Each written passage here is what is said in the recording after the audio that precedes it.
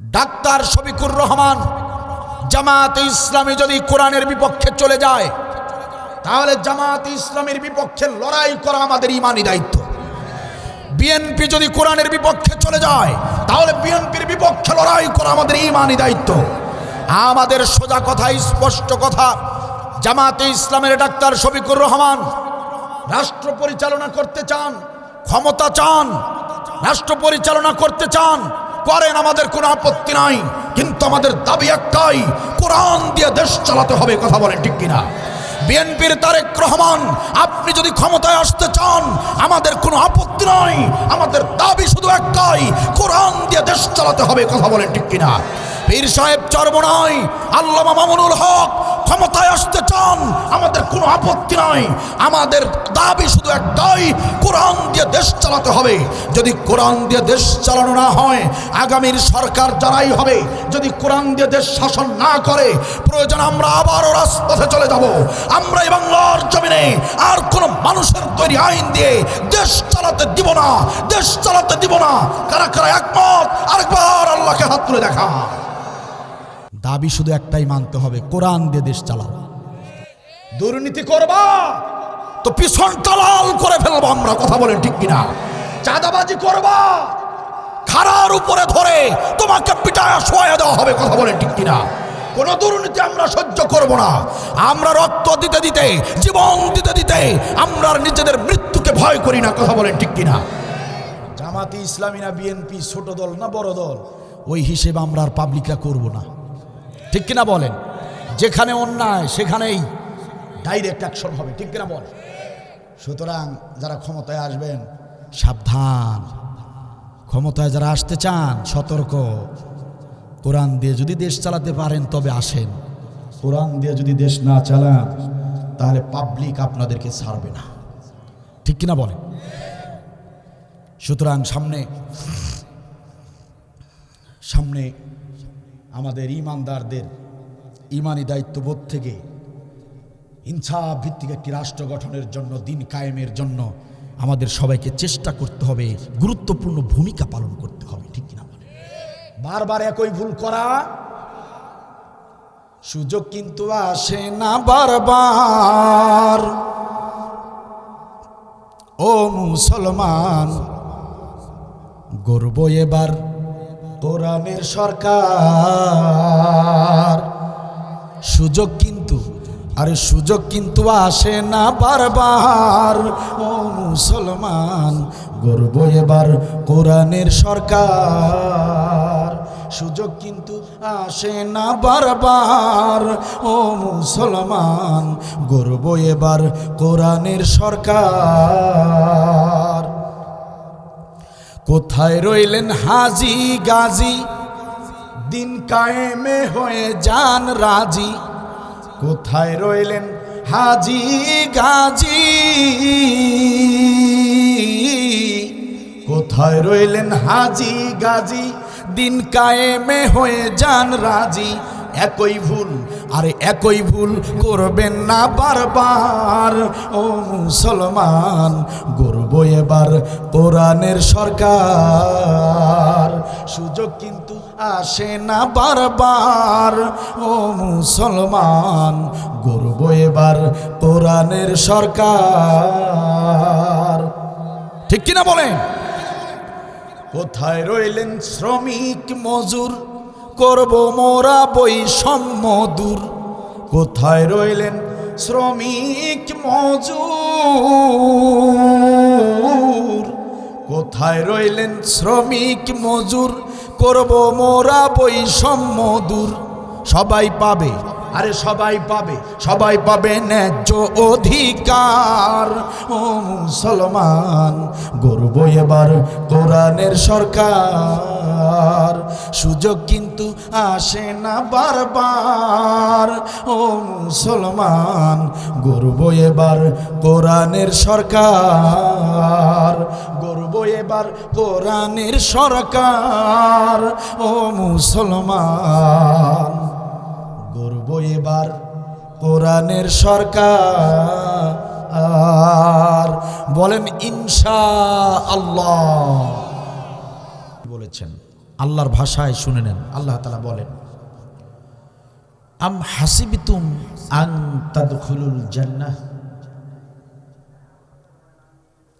ও গোলামেরা তোমরা কি মনে করেছো যে এমনিতেই তোমাদেরকে জান্নাতে ঢুকাইয়া দিব? তোমরা কি মনে করেছো যে তোমরা এমনি জান্নাতে ঢুকে যাবা? আম হাসিবতুম আন তাদখুলুল জান্নাহ, তোমরা এমনি জান্নাত পেয়ে যাবা এটা মনে করেছো? তোমরা কি মনে করেছো যে জান্নাতটা মামার বাড়ির আবদার চাইলেই পেয়ে যাবে? জান্নাতটা শ্বশুর বাড়ির মধুর হাড়ি গেলেই সেবা যত্ন শুরু হয়ে যাবে? তোমরা কি মনে করেছো জান্নাতটা মুড়ির মোয়া হাতে নিয়েই খাওয়া শুরু করে দিবে? ওয়ালাম্মা ইয়ালামিল্লাহুল্লাযীনা জাহাদু মিনকুম ওয়া ইয়ালামাস সাবিরিন, অথচ আমি আল্লাহ এখনো জেনে নেইনি। আমি আল্লাহ না জেনেই তোমাদেরকে জান্নাতে দিব এটা ভেবেছো? অথচ আমি আল্লাহ কি জেনে নেব না? আমি আল্লাহ তো এখনো জেনে নেইনি। জাহাদু মিনকুম, তোমরা কারা কারা জিহাদের আমল করেছো? ওয়া ইয়ালামাস সাবিরিন, আর তোমরা কারা কারা ধৈর্য ধারণ করেছো? এই দুটি আমল না দেখেই আমি তোমাদেরকে জান্নাত দিব এরকমটা মনে করেছো নাকি?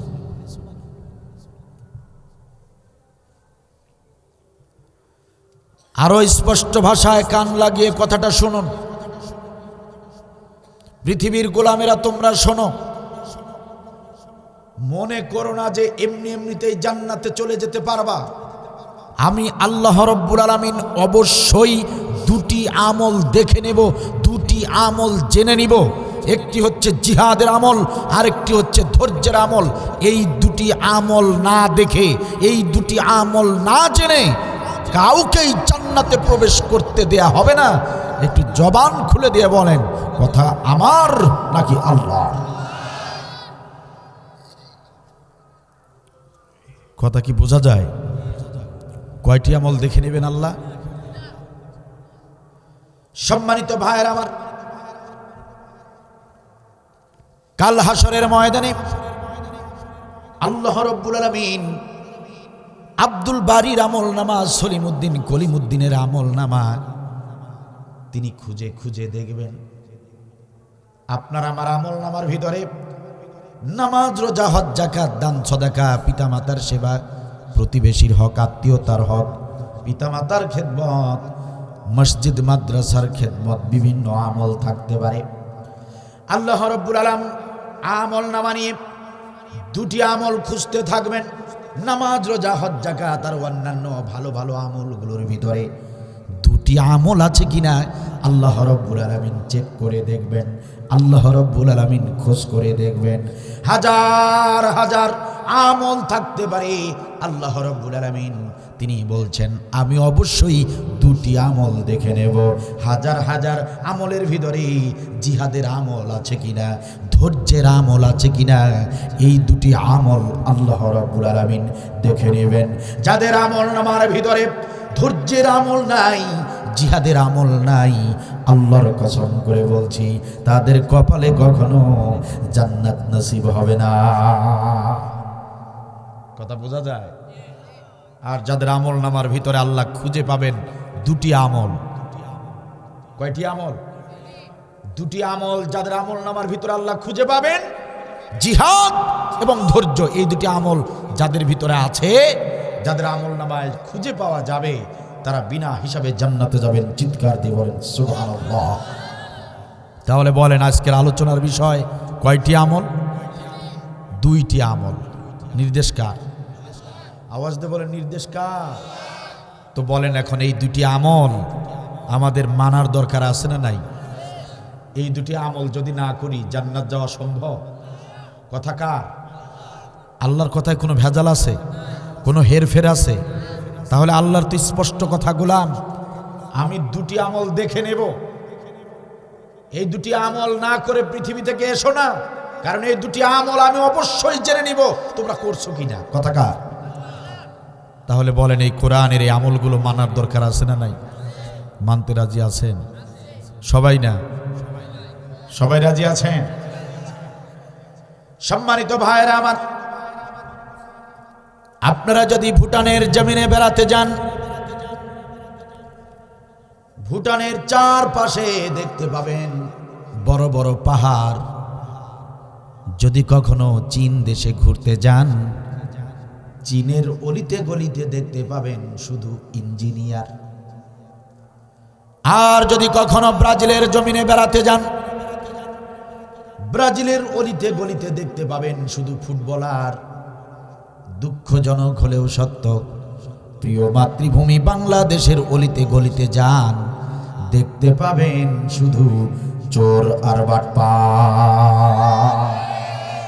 এই চোর বাটপারের বাংলাদেশটাকে যদি ইনসাফ ভিত্তিক আদর্শ রাষ্ট্রে পরিণত করতে চান, সুদ ঘুষ দুর্নীতির এই বাংলাদেশটাকে আদর্শ একটি রাষ্ট্রে যদি রূপান্তরিত করতে চান, আল্লাহর কসম করে বলছি, কোরআনুল কারীমের বিধান মানার বিকল্প আর কোনো পথ খোলা নাই।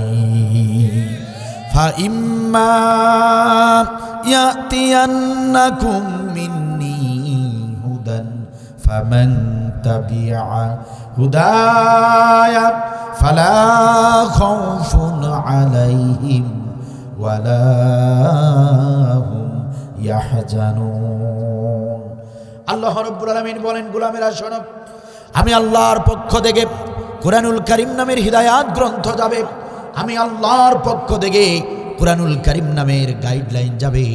এই কোরআনুল কারীম যদি তোমরা অনুসরণ করো, এই কোরআনুল কারীমের বিধান মেনে যদি তোমরা সমাজ পরিচালনা করো, কোরআনের বিধান মেনে তোমরা যদি রাষ্ট্র পরিচালনা করো, এই কোরআনের বিধান মেনে যদি জীবন পরিচালনা করতে পারো, ফালা খাউফুন আলাইহিম ওয়ালা হুম ইয়াহজানুন।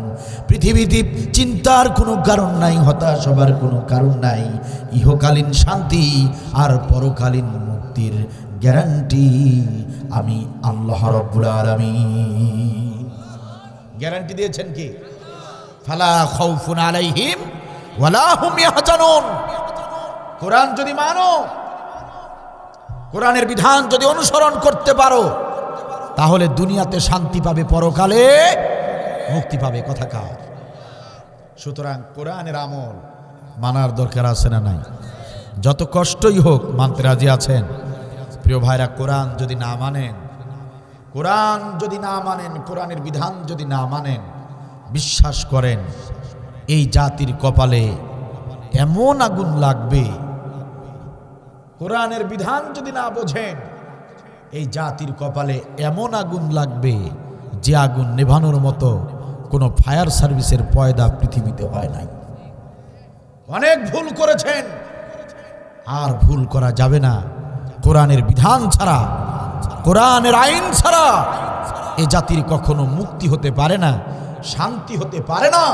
সুদ ঘুষ দুর্নীতি রাহাজানি অন্যায় অবিচার বন্ধ হতে পারে না। ঠিক কিনা বলে? আপনারা কি চান এদেশ কোরআনের বিধান দিয়ে চলুক? আপনারা কি চান এদেশ কোরআনের আইন দিয়ে চলুক? এটা কি আপনারা চান? শুধু কোরআনের প্যান্ডেলে এসে বললে হবে না, শুধু মুখে মুখে বললে হবে না, সঠিক সময়ে সঠিক কাজটা করে দেখাতে হবে। আমরা কোরআনের বিধান বাস্তবায়ন করতে চাই। ঠিক না বলেন? প্রিয় ভাইয়েরা আমার, শোনেন, এদেশের কিছু মুসলমানেরা ভেবেছে যে 16 বছরের ফ্যাসিস্ট সরকার খুনি হাসিনাকে আমরা পতন করেছি, পালাতে বাধ্য করেছি। খুনি হাসিনা সরকার তো এদেশ ছেড়ে চলে গিয়েছে, জালিম সরকারের পতন হয়েছে, এদেশে বুঝি আর কোনো জালিম নাই। অনেকে ভেবেছে এদেশ বুঝি জালিম মুক্ত হয়ে গিয়েছে। আমি বলবো প্রিয় ভাইরা, বোকার স্বর্গে বাস করছেন আপনারা। স্পষ্ট ভাষায় জেনে রাখুন, স্পষ্ট ভাষায় জেনে রাখুন, এক জালিমের পতন হলেই সব জালিমের পতন হয় না। আমাদের এই প্রিয় মাতৃভূমি 92% মুসলমানের দেশে 16 বছরের ফ্যাসিস্ট সরকার খুনি হাসিনার পতন হয়েছে ঠিক, কিন্তু এদেশে আরো লক্ষ হাজারো জালিমের পয়দা হয়েছে, যাদের টার্গেট কি, তারা এই বাংলার জমিন থেকে ইসলামকে, ইসলামী আন্দোলনকে, ইসলামী নেতৃত্বকে ধ্বংস করে দিতে চায়। আর তারা এই লক্ষ্য উদ্দেশ্য সামনে রেখে ষড়যন্ত্র করে যাচ্ছে। ও আমার প্রিয় ভাইরা, একান্ত আপনজনেরা, আজকের এই মাহফিল থেকে সিদ্ধান্ত নিয়ে বাড়িতে ফিরতে হবে, শপথ নিয়ে বাড়িতে ফিরতে হবে। আমরা 16 বছরের জালিম সরকারকে পতন ঘটানোর জন্য ছাত্র জনতা রক্ত দিয়ে, জীবন দিয়ে নতুন একটি জুলাই বিপ্লবের মাধ্যমে স্বাধীনতা অর্জন করেছে। ও আমার প্রিয় ভাইয়েরা, 71-এর স্বাধীনতার সুফল আমরা পাইনি, কিন্তু 24-এর এই জুলাই বিপ্লবের স্বাধীনতা আমরা এটার সুফল পেতে চাই। এই স্বাধীনতা আমরা ব্যর্থ হতে দিব না। আগামীর বাংলাদেশে কোনো দুর্নীতি থাকবে না। আগামীর বাংলাদেশে কোনো চাঁদাবাজি আমরা বরদাস্ত করব না।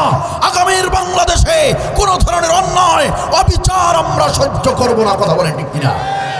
যদি প্রয়োজন হয় আবারও আরেকটি ইসলামী বিপ্লব ঘটানোর যদি প্রয়োজন হয়, আমরা সবাই ঐক্যবদ্ধ হয়ে বাড়িঘর তালা দিয়ে, কৃষি ক্ষেত ছেড়ে দিয়ে প্রয়োজন আরেকটাবার রাজপথে দাঁড়িয়ে যাব।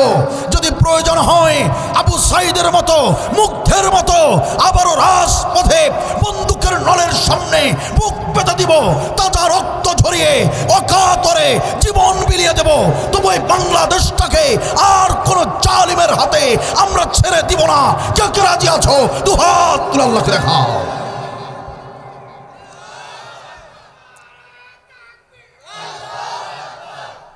মাশা আল্লাহ, জাযাকাল্লাহু খাইর। সুতরাং যদি শান্তি আর মুক্তি পেতে চান, কোরআনুল কারীমের বিধান মেনে চলতে হবে।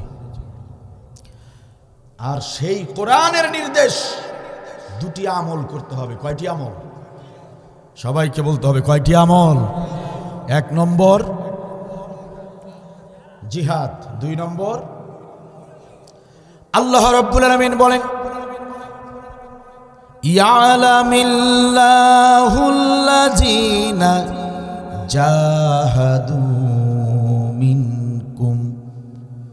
আমি আল্লাহ রাব্বুল আলামিন অবশ্যই জেনে নেব তোমরা জিহাদ করেছিলে কিনা। পৃথিবীর জমিনে তোমরা জিহাদের আমল করেছিলে কিনা, এটা আমি আল্লাহ দেখে নেব। আপনাদের মনে প্রশ্ন হতে পারে, হুজুর কোরআনুল কারীমের ভিতরে এত আমল থাকতে আপনি জিহাদের আমল সম্পর্কে আলোচনা কেন শুরু করলেন? এই কোরআনুল কারীমে অসংখ্য আমলের কথা এসেছে, আপনি সেই আমলগুলো বাদ দিয়ে জিহাদ সম্পর্কে কেন আলোচনা করছেন? জিহাদ সম্পর্কে কেন ওয়াজ করছেন? আমরা তো 16 বছর শুনেছি, হাসিনা সরকারের আমলে আমরা শুনেছি জিহাদ মানে সন্ত্রাসী কর্মকাণ্ড করা, জিহাদ মানে জঙ্গি তৎপরতা চালানো। কারণ আমরা দেখেছি যারাই জিহাদের কথা বলেছে তাদেরকেই হাসিনা সরকার সন্ত্রাসী মামলা ঠুকে দিয়া, জঙ্গি মামলা ঠুকে দিয়া জেলখানার ভিতরে ঢুকায়া দিয়েছে। আপনাদের মনে প্রশ্ন হতে পারে, হুজুর হাসিনা সরকার জিহাদের কথা যারাই বলেছে তাদেরকেই মিথ্যা মামলা দিয়ে জেলের ভিতরে ঢুকিয়ে দিয়েছে। কাউকে কাউকে গুম করেছে, কাউকে কাউকে আয়না ঘরে রেখেছে, কাউকে কাউকে হত্যা করেছে, আবার কাউকে কাউকে ফাঁসির কাস্টে ঝুলিয়ে মেরেছে। ও হুজুর, তাহলে কোন জিহাদের কথা বলছেন? জিহাদটা আসলে কি? জিহাদ সম্পর্কে খোলাখুলি বলেন। এমন প্রশ্ন যদি আপনাদের মনের ভিতরে এসে থাকে, একটু কান লাগিয়ে শুনে নেন। জিহাদ এটি আল্লাহর ভাষা, আল্লাহর আরবি ভাষা। জিহাদ, জিহাদ মানে জিহাদের বাংলা অর্থ হচ্ছে চেষ্টা চালানো। ইংরেজিতে বলে ট্রাই, বাংলাতে বলে চেষ্টা, আর আল্লাহর ভাষায় সেটাকে বলে জিহাদ। ইংরেজিতে ট্রাই, বাংলাতে চেষ্টা করা, আল্লাহর ভাষায় সেটাকে বলা হয় জিহাদ। জিহাদ মানে মারামারি, সন্ত্রাসী কর্মকাণ্ড না। জিহাদ মানে কি? চেষ্টা চালানো। ও আমার প্রিয় ভাইরা, আপনারা যারা এই কোরআনের মাহফিলে এসেছেন, যদি চেষ্টা না করতেন বাড়ি থেকে মাহফিল পর্যন্ত পৌঁছতে পারতেন নাকি? কথা বলেন না কেন? চেষ্টা যদি না করেন প্রিয় ভাইরা, এই যে বসে বসে আলোচনা শুনছেন, চেষ্টাটুকু যদি না করেন, কোমরটা সোজা করে উঠে দাঁড়াতে পারবেন নাকি? চেষ্টা যদি না করেন বাসায় ফিরে যেতে পারবেন নাকি? প্রিয় ভাইরা আমার মনোযোগ দিয়ে শোনেন। উঠতে বসতে শুইতে খাইতে এমন ছোট ছোট কাজ করতে গেলেও যদি চেষ্টার প্রয়োজন হয়, জবান খুলে দিয়ে বলেন আল্লাহর জমিনে আল্লাহর দিন কায়েমের জন্য চেষ্টার প্রয়োজন আছে না নাই?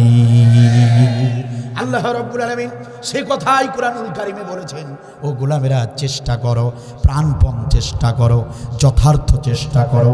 যেভাবে চেষ্টা করলে দিন কায়েম হতে পারে, যেভাবে চেষ্টা করলে রেজাল্ট আসতে পারে, যেভাবে চেষ্টা করলে কোরআনের বিজয় হতে পারে, ঠিক সেইভাবে চেষ্টা করার নাম আল্লাহর ভাষায় বলা হয় জিহাদ। কথা কি বোঝা যায়? জিহাদ মানে কি? চেষ্টা করা। এমন কোনো কাজ কি পৃথিবীতে আছে যেটা চেষ্টা ছাড়া সফল হয়?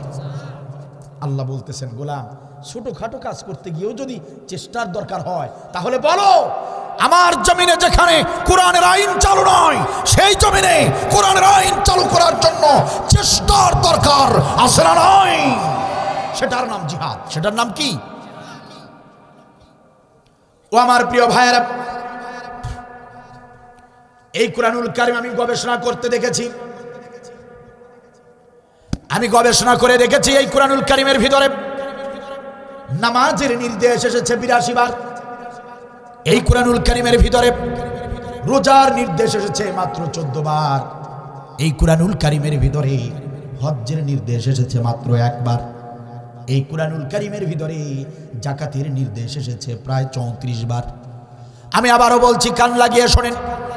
নামাজের কথা এসেছে 82 বার, রোজার কথা 14 বার, হজ্জের কথা মাত্র 1 বার, যাকাতের কথা 34 বার।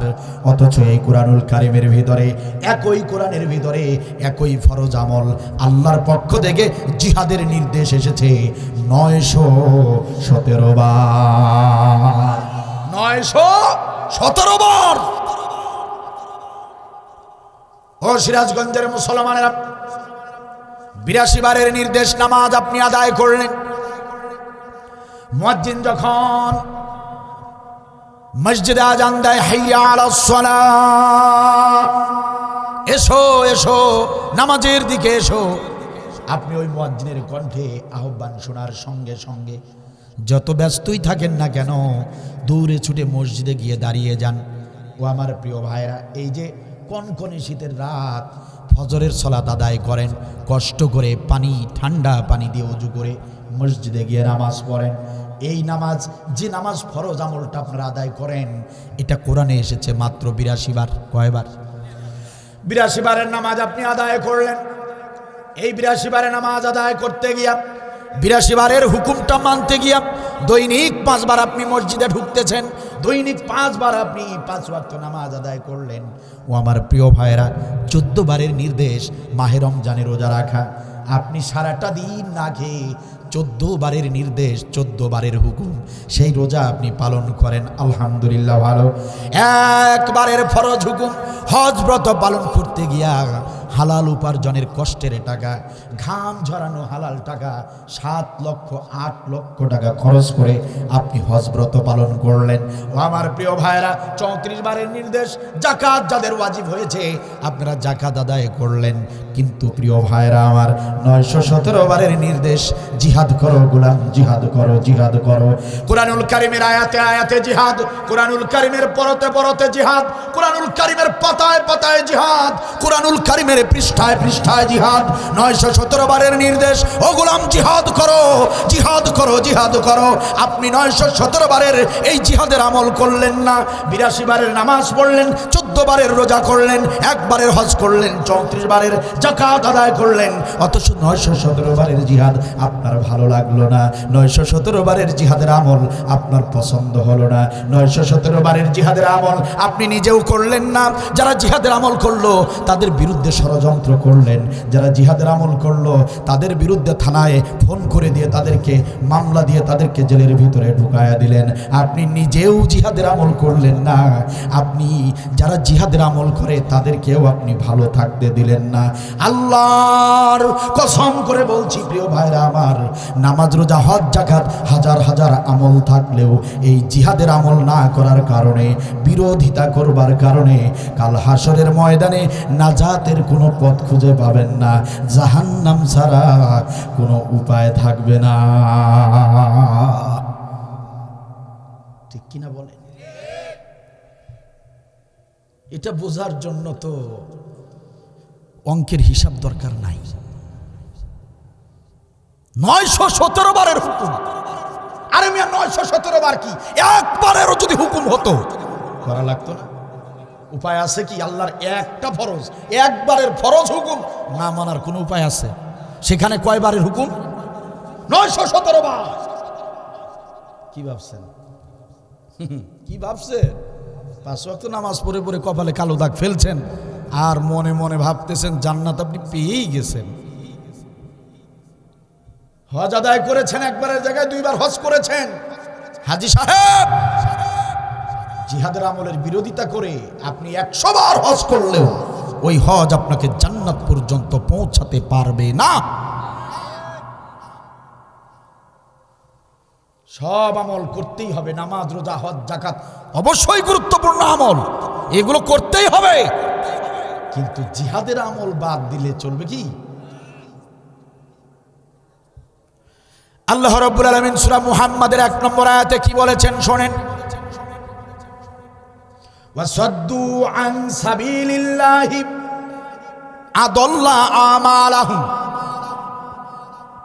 সূরা মুহাম্মাদের 1 নম্বর আয়াতে আল্লাহ রাব্বুল আলামিন বলেন, যারা দিন কায়েমে বাধা দেয়, সদ্দু আন সাবিলিল্লাহ, দিন কায়েমে যারা বাধা দেয়, আদাল্লা আমালাহুম, আল্লাহ বলেন আমি ওই সমস্ত বান্দাদের সমস্ত আমল ধ্বংস করে দেই। নাউজুবিল্লাহ বলবেন না? সব আমল আল্লাহ কি করে দেন? কি অপরাধ? যারা দিন কায়েমে বাধা দেয়। আচ্ছা আপনারা বলেন, কোরআনের কথায় আল্লাহর কথায় কোনো ভেজাল আছে? আমি হিসেব করে দেখেছি পৃথিবীতে এমন কোনো জিনিস নাই যেখানে ভেজাল নেই। আলেমদের ভিতরে ভেজাল আছে না নাই? আছে, আছে। আলেমদের ভিতরে ভেজাল আছে, ডাক্তারদের ভিতরে, মাস্টারদের ভিতরে, ইঞ্জিনিয়ারদের ভিতরে, নেতাদের ভিতরে। হাদিস শরীফ যে আছে, হাদিসের ভিতরে জাল হাদিস নাই? সব জায়গায় ভেজাল আছে পৃথিবীতে, মাত্র একটা জায়গায় ভেজাল নাই, সেটার নাম কোরআন। কোরআনের কথা, সদ্দু আন সাবিলিল্লাহ আদাল্লা আমালাহুম, আল্লাহর বক্তব্য।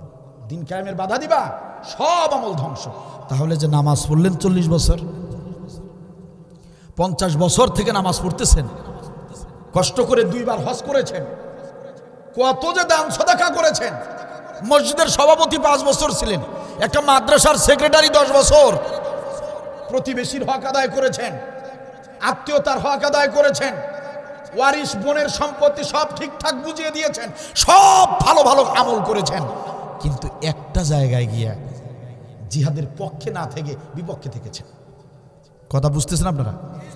সব আমল ভালো, গোটা জীবনে আপনার শুধু ভালো ভালো কাজ, কিন্তু একটা জায়গায় আপনি কখনো চাইলেন না কোরআন দিয়ে দেশ চলুক, আপনি চাইলেন না আলেমরা দেশ চালাক, আপনি চাইলেন না এদেশের সুদ ঘুষ দুর্নীতি বন্ধ হয়ে যাক, আপনি এটা চাইলেন না, দিন কায়েম হোক এটা আপনি চাইলেন না।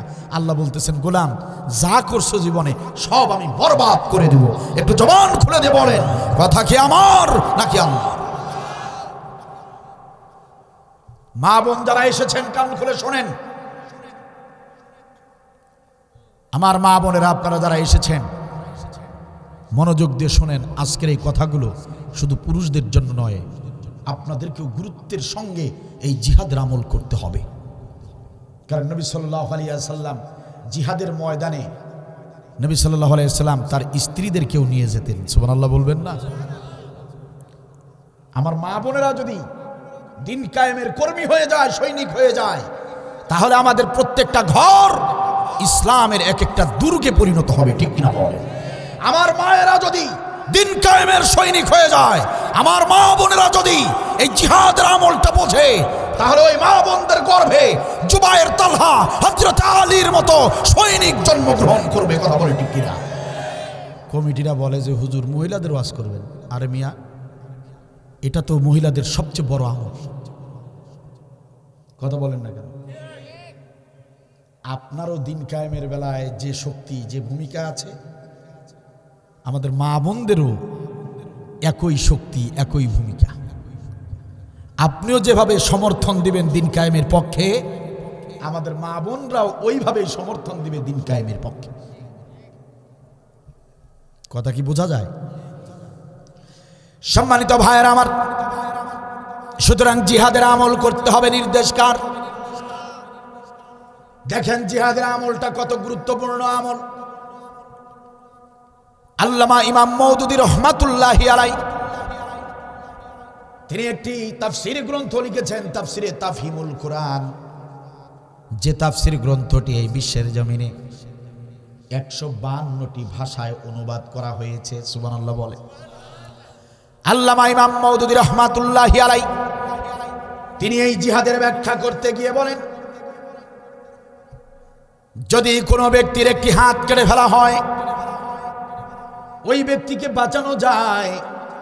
যদি কারো পা কেটে ফেলা হয়, তবুও তাকে বাঁচানো যায়। বাঁচানো যায় কি না বলেন? যদি কোনো ব্যক্তির দুটি হাতও কেটে ফেলা হয়, তবুও তাকে বাঁচানো যায়। যদি কোনো ব্যক্তির দুটি পা কেটে ফেলা হয়, তবুও লোকটিকে বাঁচানো যেতে পারে। আল্লামা ইমাম মওদুদী রহমাতুল্লাহি আলাইহি তিনি বলেন, কিন্তু কোনো ব্যক্তির মাথাটা যদি কেটে ফেলা হয়, তাকে কখনো বাঁচানো যাবে নাকি? আওয়াজ দিয়ে বলেন, বাঁচানো যাবে নাকি? আল্লামা ইমাম মওদুদী রহমাতুল্লাহি আলাইহি জিহাদের ব্যাখ্যা করতে গিয়ে তিনি বলেন, ওই যে হাত কেটে ফেললে মানুষকে বাঁচানো যায়, পা কেটে ফেললে মানুষকে বাঁচানো যায়, মাথা কেটে ফেললে মানুষকে যেমন বাঁচানো যায় না, মাথা কেটে ফেললে মানুষকে যেমন বাঁচানো যায় না, মাথা কেটে ফেললে, মাথাটা আলাদা করে ফেললে মানুষকে যেমন বাঁচানো যায় না, জিহাদ হলো মাথার মতো একটি আমল। জিহাদ যদি ইসলাম থেকে কেটে ফেলা হয়, জিহাদ যদি বাদ দেওয়া হয়, ইসলামকে বাঁচানো যায় না। জিহাদ হলো ইসলামের মাথা। আপনারা হিসাব করে দেখেন, অতীতে ইতিহাসে যতদিন মুসলমানেরা জিহাদ করেছে, যতদিন রক্ত দিয়েছে, জীবন দিয়েছে, ততদিন মুসলমানরাই পৃথিবী শাসন করেছে। যখনই আমরা জীবনকে বেশি ভালোবেসে ফেললাম, যখন আমরা শাহাদাতের মৃত্যুকে ভয় করলাম, ঠিক তখনই আমরা বিধর্মী বিজাতির গোলামে পরিণত হলাম। নাউজুবিল্লাহ। আমরা তো সেই জাতি, আমরা তো সেই জাতি, আমরা হাসতে হাসতে জীবন দিয়েছি। আর আমাদের জন্মই তো হয়েছে আল্লাহর পথে জীবন বিলিয়ে দেবার জন্য, ঠিক কিনা বলেন? কিন্তু আজ আমরা কি করছি? আজ আমরা নিজের জীবনকে পছন্দ করে ফেলেছি, আরামায়ের শান শওকাত নিয়ে ব্যস্ত হয়ে পড়েছি, যে জন্য আমরা সেই বীরের মতো গর্জন দিতে পারছি না, বীরের মতো লড়াই করতে পারছি না। এই জন্য কাফের বেঈমানদের পায়ের নিচে পিষ্ট হতে চলেছি, ঠিক কিনা বলেন? প্রিয় ভাইরা আমার, আমাদের ভাই ছিলেন হযরতে হানজালা রাদিয়াল্লাহু তাআলা আনহু। আমরা বীরের জাতি। আমাদের ভাই হানজালা বিয়ে করলেন, স্ত্রীকে নিয়ে বাসর করলেন, নিজের ঘরে এনেছেন স্ত্রীকে, রাতের বেলা বাসর করলেন, ফজরের ওয়াক্তে পবিত্রতা অর্জন করে তিনি ফজরের সালাত আদায় করলেন। ফজরের সালাত আদায় করবার পরে হানজালা রাদিয়াল্লাহু তাআলা আনহু সকালবেলা স্ত্রীর সঙ্গে আবারও মেলামেশা করলেন, অপবিত্র হয়ে গেলেন, গোসল ফরজ হয়ে গেল হযরতে হানজালা রাদিয়াল্লাহু তাআলা আনহুর।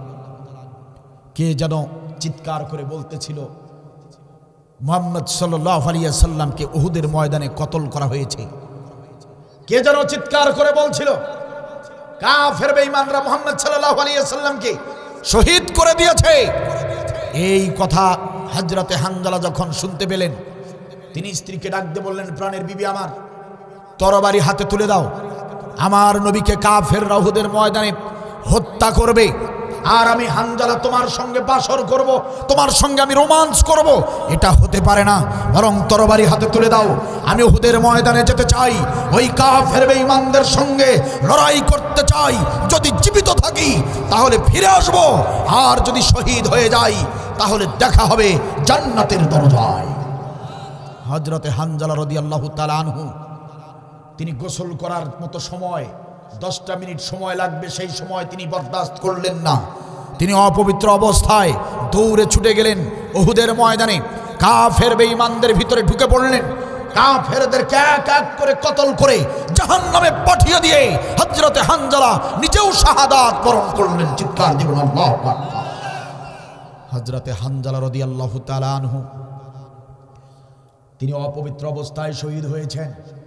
আল্লাহ রাব্বুল আলামিন তার এই শাহাদাত দেখে, তার এই লড়াই দেখে, তার এই জিহাদের জজবা দেখে আল্লাহ এতটা খুশি হলেন, ফেরেশতাদেরকে বললেন, ফেরেশতারা হযরতে হানজালার লাশটা উপরে তোলো, আসমান আর জমিনের মধ্যখানে এনে হযরতে হানজালার গোসল তোমরা করাবে। ফেরেশতাদেরকে নির্দেশ দেওয়া হলো, জমজম কূপের পানি, হাউজে কাউসারের পানি একত্র করে হযরতে হানজালা রাদিয়াল্লাহু তাআলা আনহুকে উপরে তুলে ফেরেশতারা গোসল করিয়ে আবার উহুদের ময়দানে রেখে গেলেন। হযরতে হানজালাকে ফেরেশতারা গোসল করিয়ে পবিত্র করেছেন, তার শাহাদাতকে আল্লাহ রাব্বুল আলামিন এত পছন্দ করেছেন। আমরা তো সেই হযরতে হানজালার উত্তরসূরি, কথা বলেন ঠিক কিনা? আমরা কেন ভয় পাবো মুসলমানেরা? আমাদের তো ভয়ের কারণ নাই। আমাদের ভাই ছিলেন হযরতে জাফর বিন আবু তালিব। হযরতে জাফর বিন আবু তালিব নবী সাল্লাল্লাহু আলাইহি ওয়াসাল্লাম জিহাদের ময়দানে পাঠালেন। জিহাদের ময়দানে সেনাপতি থাকে একজন। নবী সাল্লাল্লাহু আলাইহি ওয়াসাল্লাম সেদিন সেনাপতির নাম ঘোষণা করলেন 3 জন। জিহাদের মধ্যে তো 3 জন সেনাপতি থাকে না, সেনাপতি থাকে একজন, কিন্তু নবী নাম ঘোষণা করেছেন 3 জনের। তার মানে জাফর বিন আবু তালিব স্পষ্ট বুঝতে পারলেন আজকের জিহাদের ময়দানে সেনাপতিরা জীবন নিয়ে আর বাড়িতে ফিরতে পারবে না, কারণ 3 জনের নাম ঘোষণা হয়ে গিয়েছে। তার মানে এক এক করে সব সেনাপতিরা শাহাদাত বরণ করবে। জাফর বিন আবু তালিব তিনি বুঝতে পারলেন আজ আর ফেরার কায়দা নেই, নিঃসন্দেহে আজকে শহীদ হতে হবে। জানার পরেও জাফর বিন আবু তালিব কুণ্ঠিত বোধ করলেন না, তিনি পিছু হটলেন না, বরং নবীর নির্দেশে দৌড়ে ছুটে চলে গেলেন জিহাদের ময়দানে। কাফেরদের সঙ্গে লড়াই করছেন। এক সময় কাফেররা হযরতে জাফর বিন আবু তালিবের হাত কেটে দিল। জাফর বিন আবু তালিবের হাতে ছিল কালিমার পতাকা। হাত কেটে দেওয়ার সঙ্গে সঙ্গে কালিমার পতাকা মাটিতে পড়ে গেল। জাফর বিন আবু তালিবের বুকের ভিতরে খঞ্জর দিয়ে কাফেররা একের পর এক আঘাত করতে লাগলো। হযরতে জাফর বিন আবু তালিব ধরাশায়ী হয়ে গেলেন। মুমূর্ষ অবস্থায় শাহাদাত বরণ করবেন এমন মুহূর্তে চোখটা খুলে দেখলেন কালিমার পতাকা ধুলো মলিন হয়েছে, কালিমার পতাকা জমিনে পড়ে আছে। জাফর বিন আবু তালিব চলে যাবেন এমন অবস্থা, মুমূর্ষ অবস্থা। তিনি ভাবলেন কালিমার পতাকা জমিনে পড়েছে, কাফেররা কালিমার পতাকার উপরে হাঁটবে চলবে, এতে কালিমার পতাকার অপমান হবে, এটা তিনি বরদাস্ত করলেন না। কিন্তু জাফরের তো হাত নাই, হাত কেটে ফেলা হয়েছে। জাফর বিন আবু তালিব কি করবেন, কিভাবে কালিমার পতাকা উড্ডীন করবেন? হাত নাই। জাফর বিন আবু তালিব এবার তিনি দাঁত দিয়ে মুখ দিয়ে কালিমার পতাকা কামড়ে ধরে উড্ডীন করে রেখেছিলেন। আমরা সেই জাফর বিন আবু তালিবের উত্তরসূরি, কথা বলে ঠিক কিনা? আমার প্রিয় ভাইরা কান খুলে শোনেন। সুতরাং ওই জাফরের মতো, ওই হানজালার মতো, হামজার মতো, নবীর সাহাবীদের মতো দিন কায়েমের জন্য, রক্ত দেওয়ার জন্য, জীবন দেওয়ার জন্য সদা সর্বদা প্রস্তুত থাকতে হবে। শাহাদাতের অমীয় পেয়ালা যদি পান করতেই হয়, আমরা রাজপথে শাহাদাতের নজরানা পেশ করব। তবু বাংলার জমিনে কোন জালিমকে আর প্রশ্রয় দেব না। কে কে রাজি আছো? দুহাত তুলে আল্লাহকে দেখাও।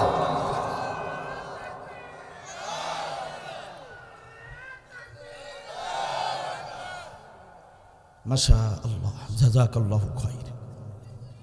জিহাদ সবচেয়ে বড় আমল, সবচেয়ে বড় আমল।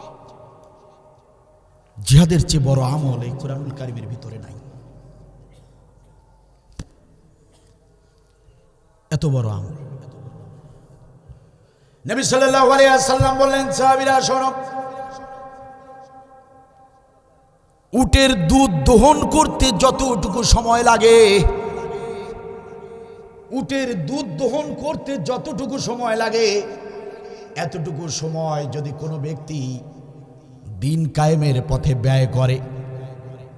আমার দিকে কান লাগান প্রিয় ভাইরা, রাসূলুল্লাহ সাল্লাল্লাহু আলাইহি ওয়াসাল্লাম বলেন, উটের দুধ দহন করতে যতটুকু সময় লাগে, আমাদের দেশে উট নাই কিন্তু গাভী আছে।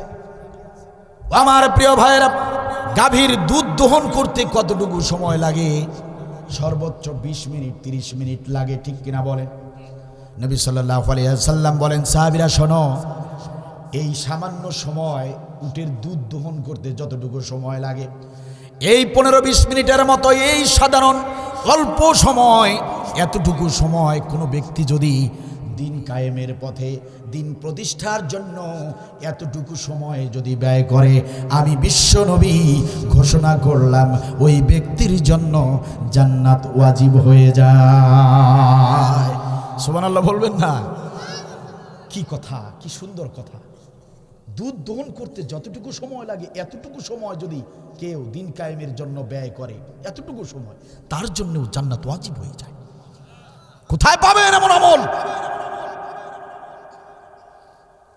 হযরত ওসমান রাদিয়াল্লাহু থেকে বর্ণিত হাদিস, তিরমিজি শরীফে এসেছে, قال رسول الله صلى الله عليه وسلم من رابط ليلة في سبيل الله كانت كألف ليلة صيامها وقيامها। হযরত ওসমান রাদিয়াল্লাহু বর্ণনা করেন, নবী সাল্লাল্লাহু আলাইহি ওয়াসাল্লাম বলেন, কোন ব্যক্তি যদি 1000টা দিন না খেয়ে যদি রোজা রাখে, কোন ব্যক্তি যদি আবার 1000 রাত দাঁড়িয়ে দাঁড়িয়ে যদি সালাত আদায় করে, ও সিরাজগঞ্জ জেলার মুসলমানেরা ভালো করে কান লাগিয়ে হাদিসটি শুনুন। রাসূলুল্লাহ সাল্লাল্লাহু আলাইহি ওয়াসাল্লাম বললেন, কোন ব্যক্তি যদি 1000টা দিন না খেয়ে যদি রোজা রাখে, আবার 1000টা রাত যদি দাঁড়িয়ে দাঁড়িয়ে নামাজ আদায় করে, ওই ব্যক্তি যতটুকু সওয়াব পাবে। আর যদি কোনো ব্যক্তি একটা রাত, শুধুমাত্র একটা রাত, মান রাবাতা লাইলাতান ফি সাবিলিল্লাহ, আল্লাহর পথে, দিন কায়েমের পথে একটা রাত যদি জাগ্রত থাকে, 1000 দিনের রোজা, 1000 রাতের নামাজ করলে যে সওয়াব পাওয়া যায়, তার চেয়েও এক রাত দিন কায়েমের পথে জাগ্রত থাকলে বেশি সওয়াব দেওয়া হয়। কোথায় পাবেন? পুরো কোরআনুল কারীম। সারা বিশ্বের আলেমদের সঙ্গে আমার চ্যালেঞ্জ, এই কোরআনুল কারীমের ভিতরে জিহাদের চেয়ে যদি বড় কোন আমল থাকে, আল্লাহর কসম কোরআনের স্টেজে আর জীবনে উঠবে না। দেখান একটা আমল, দেখান জিহাদের চেয়ে বড় আমল। আপনারা বলতে পারেন, হুজুর নামাজের চেয়েও বড় আমল নাকি জিহাদ? প্রিয় ভাইয়েরা আমার, স্পষ্ট ভাষায় শুনে নেন, নামাজ বড় গুরুত্বপূর্ণ ইবাদত। নামাজ কিন্তু অনেক গুরুত্বপূর্ণ আমল। আল্লাহর কসম করে বলছি, নামাজ খুবই গুরুত্বপূর্ণ আমল। আল্লাহর কসম করে বলছি, নামাজের চেয়েও জিহাদের গুরুত্ব আল্লাহ বেশি দিয়েছেন। ও আমার প্রিয় ভাইরা, কান খুলে শোনেন, খন্দকের যুদ্ধ চলছে। নবী সাল্লাল্লাহু আলাইহি ওয়াসাল্লাম এবং সাহাবীরা খন্দকের যুদ্ধ করছেন, কাফেরদের সঙ্গে জিহাদ চলছে, যুদ্ধ চলছে। নামাজের সময় হয়ে গেল, নামাজের ওয়াক্ত হয়ে গেল। নবী সাল্লাল্লাহু আলাইহি ওয়াসাল্লাম তিনি মনস্থির করলেন, সাহাবীদেরকে ডেকে ডেকে বলবেন, সাহাবীরা যুদ্ধ বন্ধ করে দাও, যুদ্ধ বিরতি দাও, আগে সালাত আদায় করব, তারপরে আমরা জিহাদ যুদ্ধ আবার নতুন করে শুরু করব। এরকম মনস্থির শুধু করেছেন নবী সাল্লাল্লাহু আলাইহি ওয়াসাল্লাম, শুধু এটা ভেবেছেন, এটা শুধু মনে মনে কল্পনা করেছেন। আল্লাহ রাব্বুল আলামিন জিবরিল আমিনকে ডেকে বলেন, জিবরিল আমিন রে, দেরি করো না, দেরি করো না, যাও যাও, আমার হাবিবের কাছে যাও, আমার নবীর কাছে যাও, আমার নবীকে পয়গাম দিয়ে এসো, আমার নবীকে জানিয়ে দাও কত ওয়াক্ত নামাজ কাজা হবে, নামাজ কত ওয়াক্ত কাজা হবে। এই ব্যাপারে আমি আল্লাহ কোনো জবাব চাইব না। আমার নবীকে বলে দাও নামাজ পড়তে যাওয়া যাবে না, জিহাদ চালিয়ে যেতে হবে, তাতে নামাজ কত ওয়াক্ত কাজা হবে। নবী সাল্লাল্লাহু আলাইহি সাল্লাম সাহাবীদেরকে বলেন, সাহাবীরা যুদ্ধ চালিয়ে যাও, আল্লাহর পক্ষ থেকে নির্দেশ এসেছে কত ওয়াক্ত নামাজ কাজা হোক, নামাজে যাওয়া যাবে না, জিহাদ চালিয়ে যেতে হবে। কয়েক ওয়াক্ত নামাজ কাজা হয়ে গেল। কি নামাজ? ফরজ নামাজ। কি নামাজ? ফরজ নামাজ। নামাজ স্থগিত করে জিহাদ চালিয়ে দেওয়া হলো। সুবহানাল্লাহ বলবেন।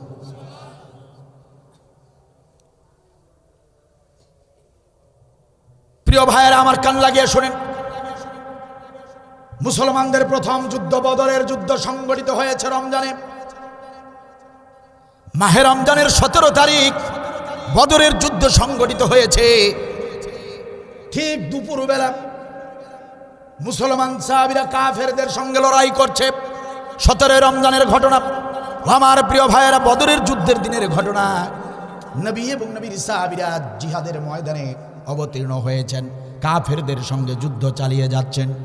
দুপুরবেলা, ঠিক দুপুরবেলা নবী সাল্লাল্লাহু আলাইহি ওয়াসাল্লাম সাহাবীদেরকে ডেকে বললেন, সাহাবীরা, ও সাহাবীরা শোনো, ও সাহাবীরা কান খুলে শোনো, যার কাছে যতটুকু তরল খাবার আছে, যার কাছে যতটুকু খুরমা খেজুর আছে, পানীয় এবং খুরমা খেজুর যার কাছে যতটুকু আছে, তোমরা সেটা খেয়ে নাও, এক্ষুনি রোজা ভঙ্গ করে ফেলো।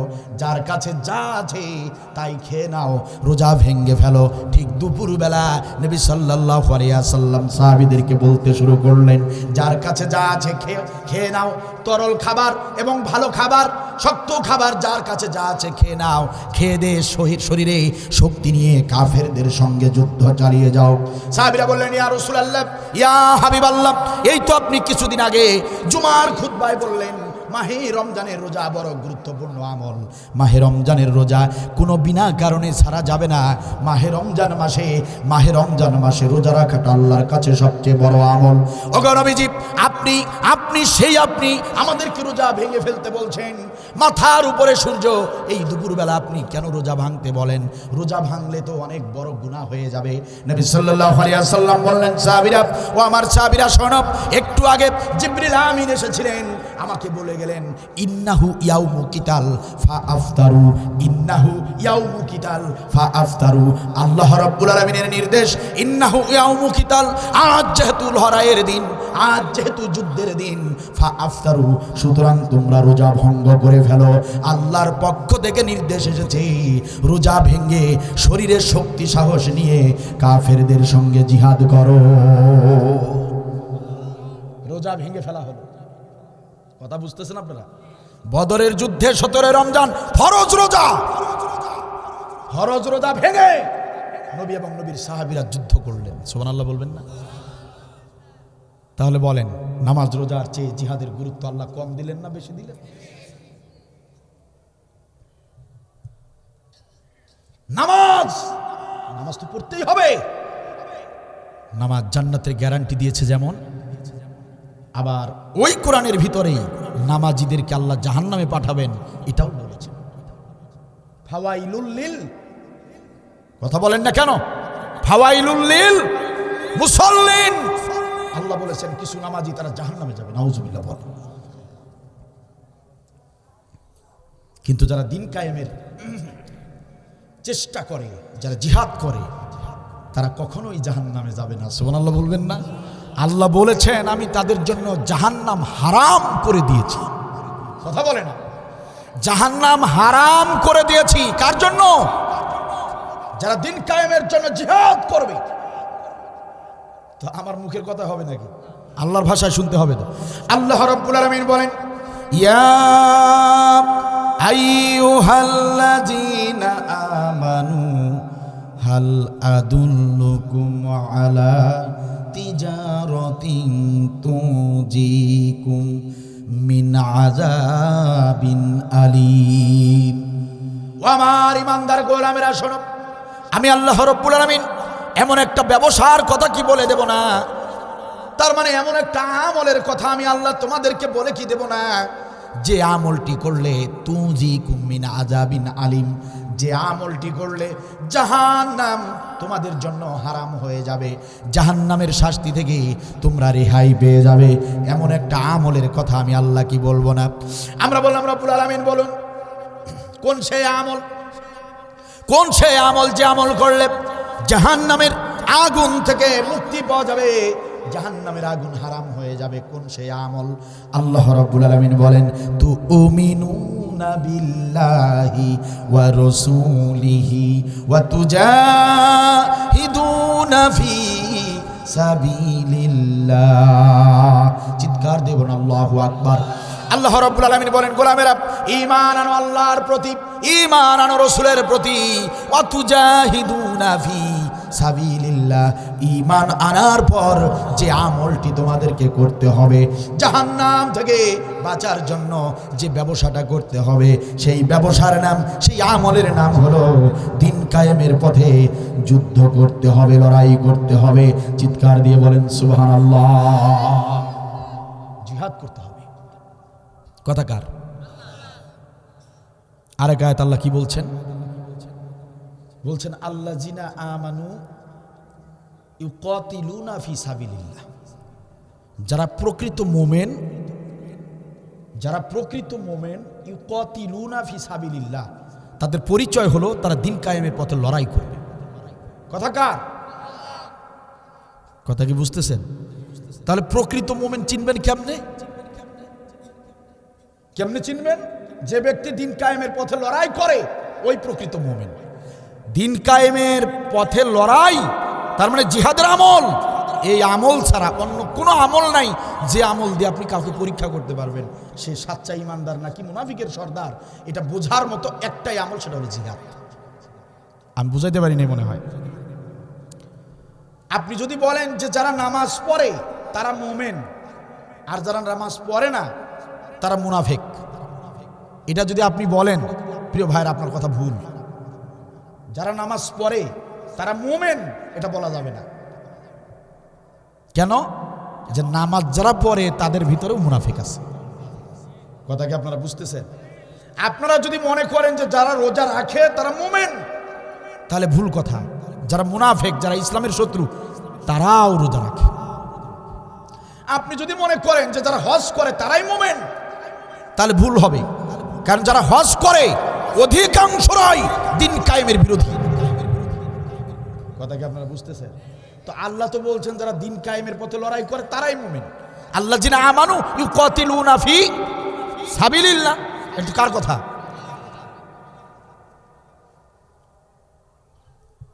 আর একটু ক্লিয়ার করি শুনুন। খুনি হাসিনার আমলে অনেকেই জেল খেটেছেন মিথ্যা মামলায়। এই দিন কায়েমের আন্দোলন যারা করেছে বিশেষ করে তারা, যেমন আমি কয়েকবার জেল খেটেছি সন্ত্রাসী মামলা, জঙ্গি মামলা, এই দিন কায়েমের কথা বলার কারণে, দিন কায়েমের আন্দোলন করবার কারণে।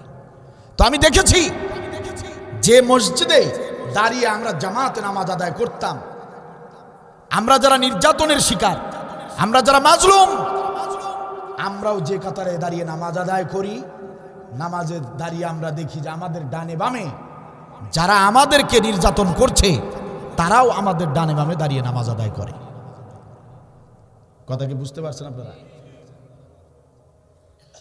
যারা আলেমদেরকে ফাঁসিতে ঝুলিয়েছে তারাও মসজিদের সামনের কাতারে দাঁড়িয়ে নামাজ পড়েছে, আবার যারা ফাঁসিতে ঝুলেছে তারাও ওই একই মসজিদের একই কাতারে দাঁড়িয়ে নামাজ আদায় করেছে। কথা কি বুঝতেছেন আপনারা? আপনাদের গ্রামে হয় নাই? আওয়ামী সরকারের ওই দল যারা করত, খুনি হাসিনার সময়ের, ওই সময়ের যারা নেতা ছিল, যারা ইসলামের বিপক্ষে স্লোগান দিত, আলেমদের ফাঁসি চাই ফাঁসি চাই বলে আপনার উল্লাপাড়ার রাজপথ কাঁপাতো, ওই সমস্ত আওয়ামী লিডার আপনাদের সাথে নামাজে দাঁড়িয়ে নামাজ পড়েনি? আওয়াজ দিয়ে বলেন পড়েনি? তো তারা ইসলাম বিরোধী, ইসলাম দিন কায়েমের বিরোধী, তারাও দাঁড়িয়ে নামাজ পড়ে। আপনি ইসলামের পক্ষে জেল খাটলেন, আপনিও তো দাঁড়িয়ে একই মসজিদে নামাজ পড়লেন, তাহলে কেমনে পরীক্ষা করবেন? নামাজ দেখা গেল জালিমরাও পড়ে, মাজলুম যারা তারাও পড়ে। সুতরাং নামাজ দিয়ে আপনি মুমিন চিহ্নিত করতে পারবেন না। কথা কি বুঝতেছেন? রোজা আমরাও রাখি, যারা দিন কায়েম চায় না তারাও রাখি। হজ আমরাও করি, যারা দিন কায়েম চায় না তারারও বেশি করে, কারণ তাদের টাকার অভাব নাই, বছর বছর হজ করে। আবার তাদেরকে সংবর্ধনা জানায়, অভ্যর্থনা জানায় নেতারা, এয়ারপোর্টে গিয়ে হাজিদেরকে সংবর্ধনা দেয়, ফুলের মালা পরিয়ে দেয়। কোনো বিরোধিতা নাই, আছে? দিন কায়েমের স্লোগান নিয়ে যান। খুনি হাসিনার সরকার ডাইরেক্ট গুলির নির্দেশ দিয়েছিল, ঠিক কিনা বলে? সম্মানিত ভাইয়েরা আমার, গোটা কুরআনুল কারীমের ভিতরে একটাই মাত্র আমল যেটা দিয়ে বোঝা যাবে কে মুমিন আর কে মুনাফিক। যারা দিন কায়েমের আমল করবে তারাই মুমিন, যারা দিন কায়েমের আমল করবে না, জিহাদের আমল যারা করবে না, তারা যত বড় নামাজি হোক, আল্লাহর কসম তারা সঠিক মুমিন নয়, তারা সচ্চা মুমিন নয়। তারা বলতে পারে, দাবি করতে পারে ইমানদার, আল্লাহর কসম করে বলছি ওরাই হলো মুনাফিকের সর্দার। কথা কি বোঝা যায়? সুতরাং সব আমল তো থাকতেই হবে, কিন্তু দিন কায়েমের আমলটা গুরুত্ব দিয়ে করতে হবে, তবেই সব আমল আল্লাহর দরবারে কবুল হবে। কথা বুঝতেছেন আপনারা? সব আমল কবুল হবে তখন, দিন কায়েমের আমল থাকবে যখন। আপনারা চান এদেশে দিন কায়েম হোক? চান আপনারা দিন কায়েম হোক? তাহলে দিন কায়েম যদি চান তাহলে কি করতে হবে? জিহাদ করতে হবে। কি করতে হবে? জিহাদ করতে হবে। বাংলা অর্থ কি? চেষ্টা। বাংলায় কি? প্রাণপণ চেষ্টা করতে হবে। যেভাবে চেষ্টা করলে দিন কায়েম হতে পারে, যেভাবে চেষ্টা করলে কাজ হবে, সেইভাবে চেষ্টা করতে হবে। কথা কি বোঝেন আপনারা? বিশ্বাস করেন, আমি এখানে কোনো রাজনৈতিক বক্তব্য দিতে আসি নাই। আমি জামাত ইসলামীর দালাল নই, আমি বিএনপিরও দালাল নই, আমি কোনো দলের দালালি করতে আসি নাই। আমি শুধু এসেছি কোরআনুল কারীমের সবচেয়ে গুরুত্বপূর্ণ, সবচেয়ে ফজিলতপূর্ণ আমলটি সম্পর্কে আপনাদের কান পর্যন্ত মৌলিক কথাগুলো জানানোর জন্য। বাংলাদেশ জামাতে ইসলামী যদি দিন কায়েমের পক্ষে কাজ করে, তাহলে বাংলাদেশ জামাতের পক্ষে কাজ করা আমাদের সকলের ঈমানি দায়িত্ব। বিএনপির ভাইরা যদি দিন কায়েমের পক্ষে কাজ করে, তাহলে বিএনপির পক্ষে কাজ করা আমাদের সকলের ঈমানি দায়িত্ব। পীর সাহেব চরমনাই যদি দিন কায়েমের পক্ষে কাজ করে, তাহলে তার পক্ষে কাজ করা আমাদের সকলের ঈমানি দায়িত্ব। কথা বলে ঠিক কিনা? আমাদের স্পষ্ট কথা, আমাদের সোজা কথা, আমাদের খোলামেলা কথা। ডাক্তার শফিকুর রহমান জামাতে ইসলামী যদি কোরআনের বিপক্ষে চলে যায়, তাহলে জামাতে ইসলামীর বিপক্ষে লড়াই করা আমাদের ঈমানি দায়িত্ব। বিএনপি যদি কোরআনের বিপক্ষে চলে যায়, তাহলে বিএনপির বিপক্ষে লড়াই করা আমাদের ঈমানি দায়িত্ব। আমাদের সোজা কথা, স্পষ্ট কথা। জামাতে ইসলামের ডাক্তার শফিকুর রহমান রাষ্ট্র পরিচালনা করতে চান, ক্ষমতা চান, রাষ্ট্র পরিচালনা করতে চান, করেন, আমাদের কোনো আপত্তি নাই। কিন্তু আমাদের দাবি একটাই, কোরআন দিয়ে দেশ চালাতে হবে। কথা বলেন ঠিক কিনা? বিএনপির তারেক রহমান, আপনি যদি ক্ষমতায় আসতে চান, আমাদের কোনো আপত্তি নাই, আমাদের দাবি শুধু একটাই, কোরআন দিয়ে দেশ চালাতে হবে। কথা বলেন ঠিক কিনা? পীর সাহেব চরমনাই, আল্লামা মামুনুল হক ক্ষমতায় আসতে চান, আমাদের কোনো আপত্তি নাই, আমাদের দাবি শুধু একটাই, কোরআন দিয়ে দেশ চালাতে হবে। যদি কোরআন দিয়ে দেশ চালানো না হয়, আগামীর সরকার যারাই হবে, যদি কোরআন দিয়ে দেশ শাসন না করে, প্রয়োজন আমরা আবারও রাজপথে চলে যাব। আমরা এই বাংলার জমিনে আর কোনো মানুষের তৈরি আইন দিয়ে দেশ চালাতে দিব না, দেশ চালাতে দিব না। কারা কারা একমত? আরেকবার আল্লাহকে হাত তুলে দেখা। দাবি শুধু একটাই মানতে হবে, কোরআন দিয়ে দেশ চালাও। দুর্নীতি করবা তো পিছনটা লাল করে ফেলবো আমরা। কথা বলেন ঠিক কিনা? চাঁদাবাজি করবা, খাড়ার উপরে ধরে তোমাকে পিটায় শোয়া দেওয়া হবে। কথা বলেন ঠিক কিনা? কোন দুর্নীতি আমরা সহ্য করব না। আমরা রক্ত দিতে দিতে, জীবন দিতে দিতে আমরা নিজেদের মৃত্যুকে ভয় করি না। কথা বলেন ঠিক কিনা? জামাতে ইসলামী না বিএনপি ছোট দল না বড় দল, ওই হিসেবে আমরা আর পাবলিকরা করব না। ঠিক কিনা বলেন? যেখানে অন্যায় সেখানেই ডাইরেক্ট অ্যাকশন হবে, ঠিক কিনা বল? সুতরাং যারা ক্ষমতায় আসবেন সাবধান, ক্ষমতায় যারা আসতে চান সতর্ক। কোরআন দিয়ে যদি দেশ চালাতে পারেন তবে আসেন, কোরআন দিয়ে যদি দেশ না চালান তাহলে পাবলিক আপনাদেরকে ছাড়বে না, ঠিক কিনা বলেন? সুতরাং সামনে আমাদের ইমানদারদের ইমানি দায়িত্ববোধ থেকে ইনসাফ ভিত্তিক একটি রাষ্ট্র গঠনের জন্য, দিন কায়েমের জন্য আমাদের সবাইকে চেষ্টা করতে হবে, গুরুত্বপূর্ণ ভূমিকা পালন করতে হবে, ঠিক কিনা বলে? বারবার একই ভুল করা, সুযোগ কিন্তু আসে না বারবার। ও মুসলমান, গর্ব এবার কোরআনের সরকার। সুযোগ কিন্তু আসে না বারবার। ও মুসলমান, গর্ব এবার কোরআনের সরকার। সুযোগ কিন্তু আসে না বারবার। ও মুসলমান, গর্ব এবার কোরআনের সরকার। কোথায় রইলেন হাজি গাজী, দিন কায়েমে হয়ে যান রাজি। কোথায় রইলেন হাজি গাজী, কোথায় রইলেন হাজি গাজী, দিন কায়েমে হয়ে যান রাজি। একই ভুল করবেন না বারবার। ও মুসলমান, গর্ব এবার কোরআনের সরকার। সুযোগ কিন্তু আসে না বারবার। ও মুসলমান, গর্ব এবার কোরআনের সরকার, ঠিক কিনা বলেন? কোথায় রইলেন শ্রমিক মজুর, করব মোরা বৈষম্য দূর। কোথায় রইলেন শ্রমিক মজুর, কোথায় রইলেন শ্রমিক মজুর, করব মোরা বৈষম্য দূর। সবাই পাবে, সবাই পাবে ন্যায্য অধিকার। ও মুসলমান, গর্ব এবার কোরআনের সরকার। সুযোগ কিন্তু আসে না বারবার। ও মুসলমান, গর্ব এবার কোরআনের সরকার। গর্ব এবার কোরআনের সরকার। ও মুসলমান, গর্ব এবার কোরআনের সরকার। বলেন ইনশাআল্লাহ।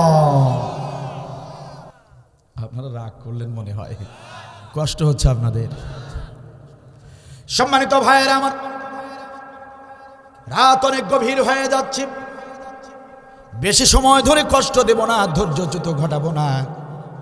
ও প্রিয় ভাইয়েরা, এখন তো আপনজনেরা আমার, আল্লাহ রাব্বুল আলামিনের স্পষ্ট বক্তব্য, অবশ্যই দুটি আমল করতে হবে গোলাম, জিহাদের আমল এবং ধৈর্যের আমল।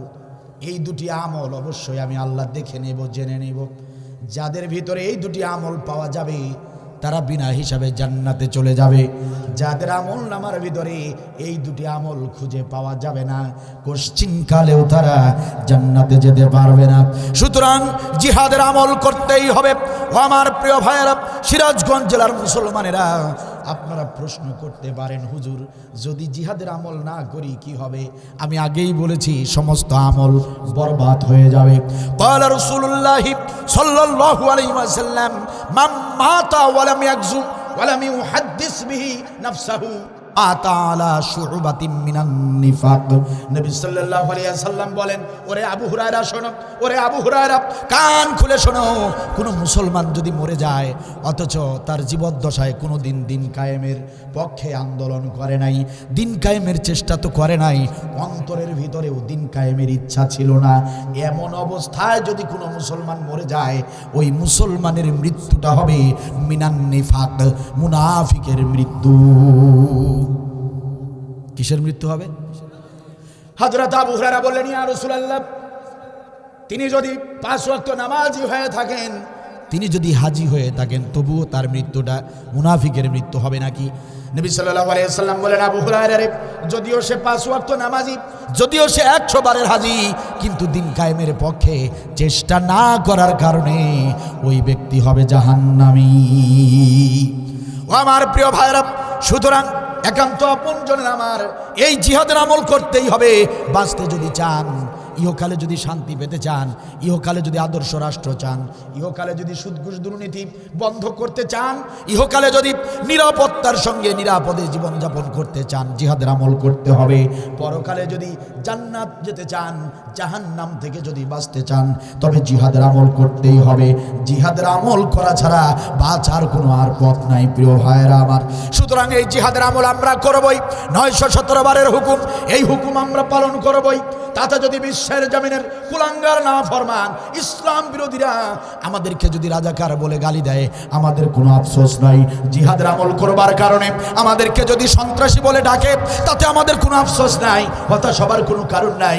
এই জিহাদের আমল করার কারণে পৃথিবীর কাফের মুনাফিকরা আমাদেরকে যদি সন্ত্রাস বলে ডাকে, জঙ্গি বলে ডাকে, আমাদেরকে যদি মানবতা বিরোধী বলে, আমাদেরকে যদি স্বাধীনতার দুশ্মন মনে করে, আমাদেরকে যদি 71 বিরোধী মনে করে, কোনো আফসোস নাই, কোনো আফসোস নাই। আমরা জিহাদের আন্দোলন থেকে, জিহাদের পথ থেকে এক চুল পরিমাণ সরব না। কারণ আল্লাহর নির্দেশ আমরা মানবই, আল্লাহর নির্দেশ আমরা অমান্য করব না। আমরা পৃথিবীর কাউকে খুশি করতে পৃথিবীতে আসি নাই, আমরা শুধুমাত্র আল্লাহর খুশির জন্য পৃথিবীতে এসেছি। জিহাদের আমল করলে আল্লাহ খুশি হবেন। সুতরাং কে আমাকে গালি দিল, কে আমাকে খারাপ ভাবলো, আমাদের দেখার বিষয় নাই। জিহাদের আমল করতেই হবে। জিহাদের পথ থেকে এক চুল পরিমাণ সরে যাওয়া যাবে না। ঠিক কিনা বলেন? আল্লাহ রাব্বুল আলামিন এই ব্যাপারে বলেন, ও গোলামেরা, পৃথিবীর কাফেররা তোমাকে রাজাকার বলে ডাকে, পৃথিবীর গোলামেরা তোমাকে মানবতা বিরোধী বলে ডাকে, পৃথিবীর গোলামেরা তোমাদেরকে জাদুকর বলতে পারে, তোমাদেরকে পাগল বলতে পারে, পৃথিবীর নাফরমানেরা তোমাদেরকে গালি দিতে পারে, তোমাদের চরিত্র নিয়ে কটাক্ষ করতে পারে। ও পৃথিবীর গোলামেরা, হতাশ হয়ো না। আমি আল্লাহর ঘোষণাটা শুনে নাও, ইন্নাল্লাহা ইউহিব্বুল্লাযীনা ইউকাতিলুনা ফি সাবিলিহি সাফফান কান্নাহুম বুনিয়ানুম মারসুস। আল্লাহ রাব্বুল আলামিন বলেন, ইন্নাল্লাহা, নিশ্চয় আমি আল্লাহ, ইউহিব্বুল্লাযীনা, ওই গোলামদেরকে ভালোবাসি, ওই গোলামরা আমার প্রিয় গোলাম, ওই গোলামরা হচ্ছে আমার মহব্বতের গোলাম। ইউকাতিলুনা ফি সাবিলিহি, যারা দিন কায়েমের পথে লড়াই করে, যারা আল্লাহর কোরআনের রাজ কায়েমের জন্য লড়াই করে, আমি আল্লাহ বলতেছি গোলাম রে, কে কি বলেছে সেটা দেখার বিষয় নয়, কে তোমাকে রাজাকার বলেছে দেখার কোনো বিষয় নাই। আমি আল্লাহ বলছি, যারাই তোমরা জিহাদের আমল করো, তোমরাই হলে আমার প্রিয় গোলাম, মহব্বতের গোলাম, ভালোবাসার গোলাম। কথা কার? ইউহিব্বুল্লাযীনা, আল্লাহর বক্তব্য, সূরা সফ। আল্লাহ বলছেন, ইন্নাল্লাহা, নিশ্চয় আল্লাহ, ইউহিব্বুল্লাযীনা, তাদেরকে ভালোবাসেন, ওই গোলামদেরকে বেশি মহব্বত করেন, ইউকাতিলুনা ফি সাবিলিহি, যারা দিন কায়েমের জন্য লড়াই করে, আল্লাহ তাদেরকে বেশি মহব্বত করেন। তো মহব্বত চাই কার? তো এই কাজে যদি আল্লাহ আমাদেরকে মহব্বত করেন, এই কাজ করাতে যদি আমরা আল্লাহর প্রিয় হই, তাতে হাসিনার মতো লক্ষ হাসিনা আমাদেরকে ঘৃণা করলে আমাদের যায় আসে? কথা কি বোঝা যায়? একটা ছোট্ট হাদিস বলে আলোচনা শেষ করে দিব। প্রিয় ভাইয়েরা আমার, কষ্ট হচ্ছে নাকি? 10-12 মিনিটের মধ্যে ছোট্ট একটা হাদিস বলে আলোচনা শেষ করে দিব ইনশাআল্লাহ। একান্ত আপন জনেরা আমার, জীবনের শেষ আলোচনা হিসেবে এই 10-15 মিনিট একটু মনোযোগ দিয়ে আলোচনাটা শুনবেন, হাদিসটা শুনবেন। ও আমার প্রিয় ভাইরা, এই তো কয়েকদিন আগের ঘটনা। গোবিন্দগঞ্জের মাওলানা ফরিদুল ইসলাম নামের এক বক্তা আলোচনা করছিলেন, এইভাবে আলোচনা করছিলেন, আলোচনা করতে করতে ব্রেন স্ট্রোক করে মারা গেলেন। এই যে বসে বসে আলোচনা করছি, এই বসা থেকে সোজা হয়ে দাঁড়াতে পারবো কোনো গ্যারান্টি ওয়ারেন্টি নাই। আপনারা যারা বসে বসে শুনছেন, এই আলোচনা শুনে বাড়িতে ফিরতে পারবেন কোনো গ্যারান্টি ওয়ারেন্টি নাই। জীবনের শেষ আলোচনা হিসেবে ও প্রিয় ভাইরা আমার কথায় কষ্ট নেবেন না, আঘাত পাবেন না।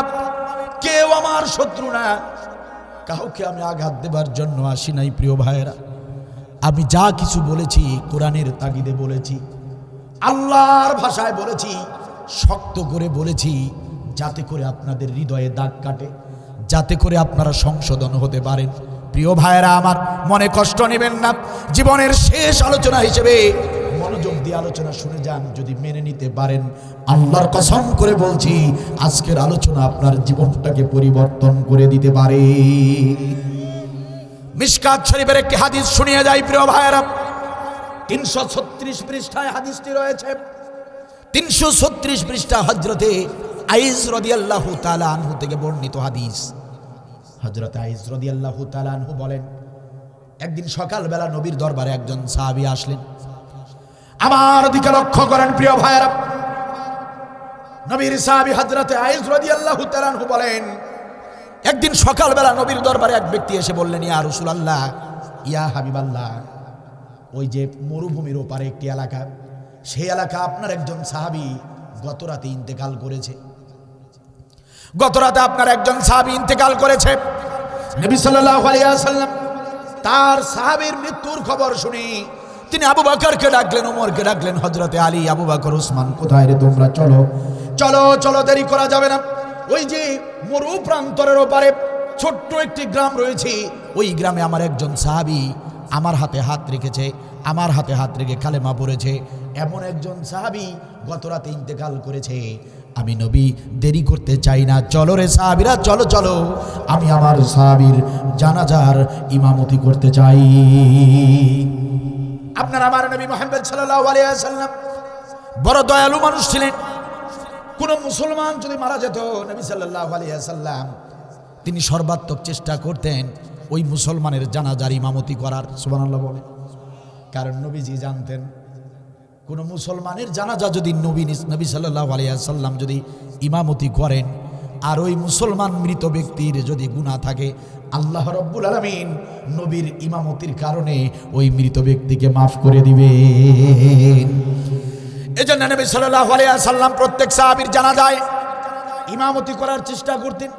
নবী সাল্লাল্লাহু আলাইহি ওয়াসাল্লাম বলেন, ও হযরত আবু বকর, উসমান, আলী, দেরি করো না, দেরি করো না, চলো চলো, তাড়াতাড়ি করে চলো, ওই মৃত ব্যক্তির বাড়িতে যেতে হবে, আমি সেই সাহাবীর জানাজা নামাজের ইমামতি করব। সুবহানাল্লাহ বলেন। নবী সাল্লাল্লাহু আলাইহি ওয়াসাল্লাম সাহাবীদেরকে নিয়ে ওই গ্রামে ঢুকে পড়লেন। ওই গ্রামে ঢুকে যাবার সঙ্গে সঙ্গে ওই গ্রামের আরেকজন সাহাবীর সঙ্গে নবীর দেখা হয়ে গেল। সাহাবী ডাক দিয়ে বলেন, ইয়া রাসূলুল্লাহ, ইয়া হাবিবাল্লাহ, আপনি আমাদের এলাকায় হঠাৎ করে সাহাবীদেরকে নিয়ে এসেছেন, কি কারণে? হঠাৎ করে আমাদের গ্রামে আপনি চলে এসেছেন, কারণটা কি? বুঝতে তো পারলাম না। নবী বললেন, সাহাবীরে, তুমি কি খবর জানো না, তোমাদের এই গ্রামে আমার একজন সাহাবী নাকি রাতের বেলা মারা গিয়েছে। আমি তো সেই সাহাবীর জানাজার ইমামতি করতে এসেছি। ও সাহাবী, তুমি কি খবর পাও নাই?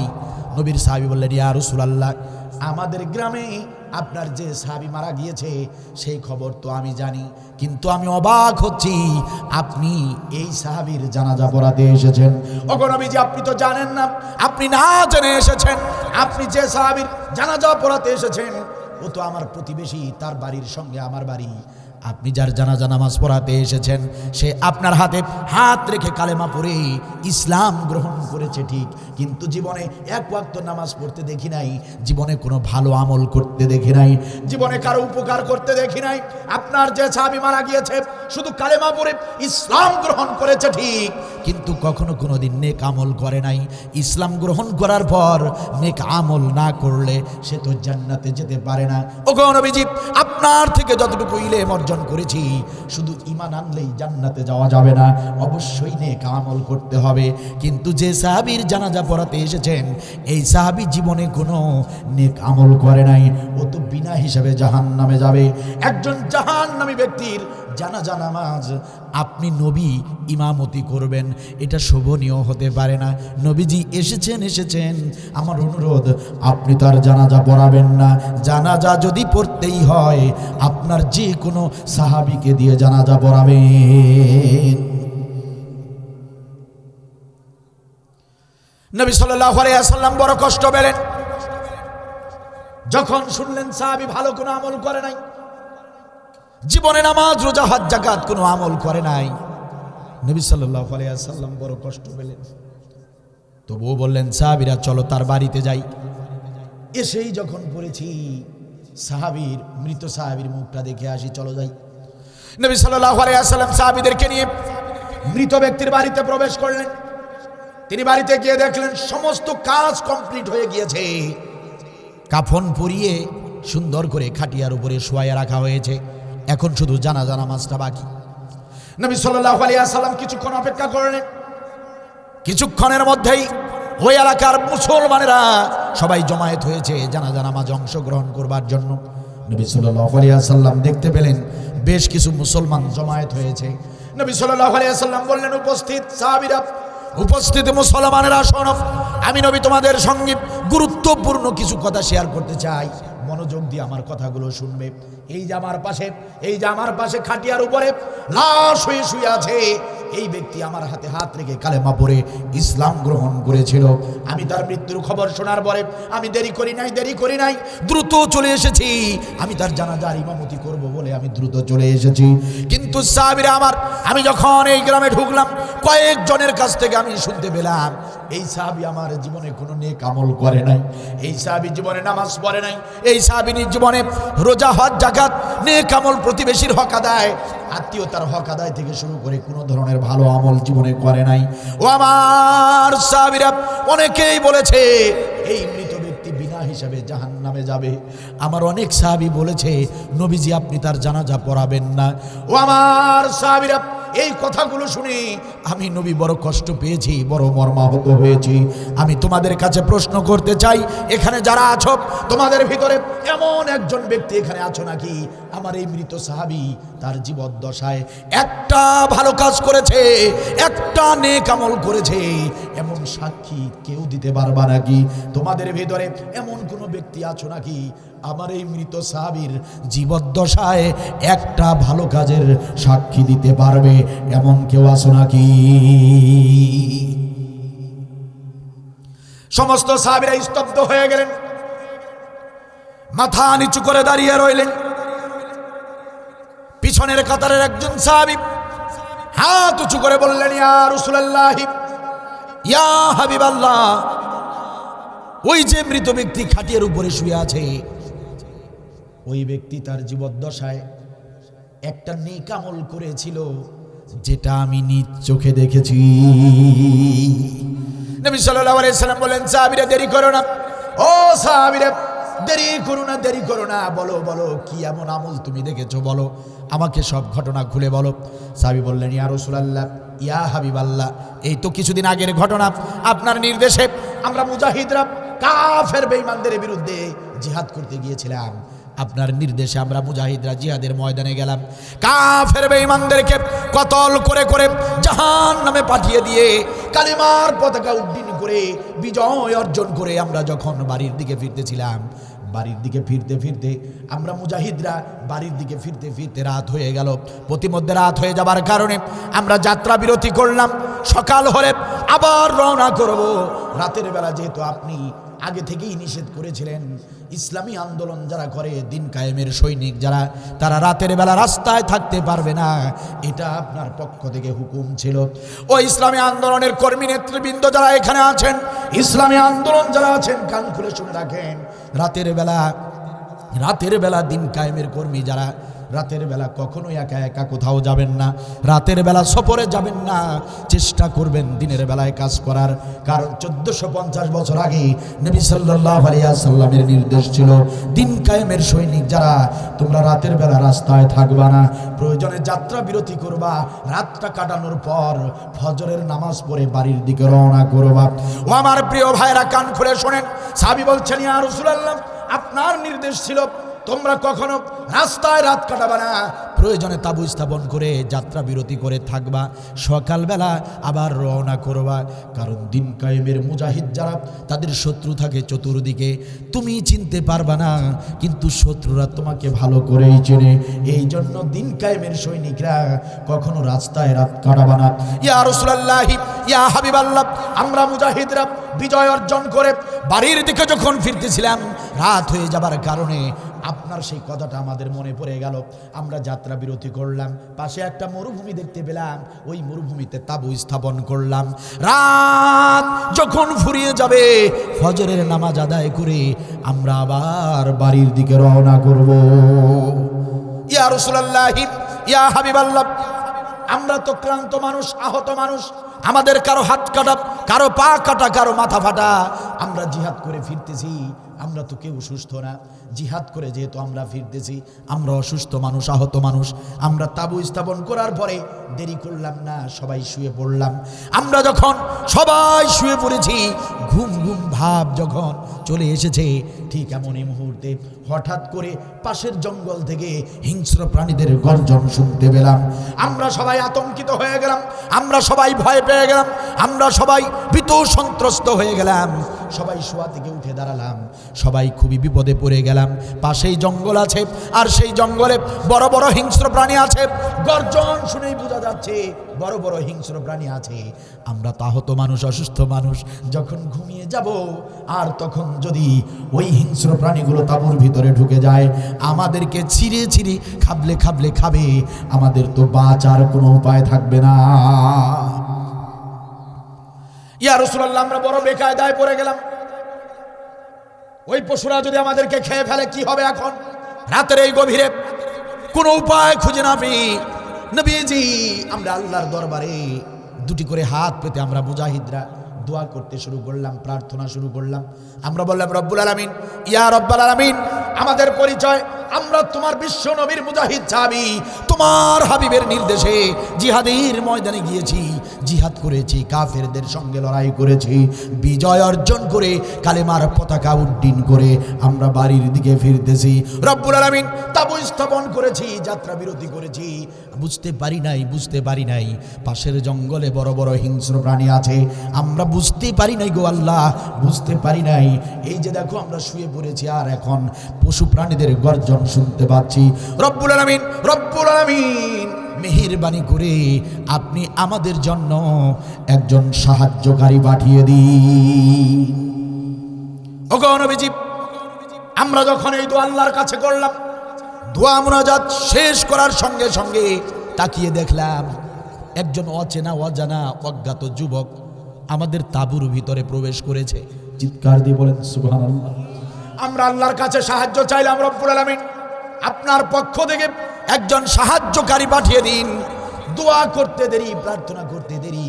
ওগো নবীজি, আমরা প্রার্থনা করে তাকিয়ে দেখলাম আমাদের তাঁবুর ভিতরে হাতে লাঠিওয়ালা, লাঠি হাতে নিয়ে একজন যুবক প্রবেশ করেছে। সে যুবক আমাদের কাছে এসে বলল, কে তোমরা? কি তোমাদের পরিচয়? আমার গ্রামে, আমার বাড়ির সামনে মরুভূমিতে তোমরা তাঁবু স্থাপন করেছো, কি পরিচয় তোমাদের? কার অনুমতি নিয়ে তাঁবু স্থাপন করেছো?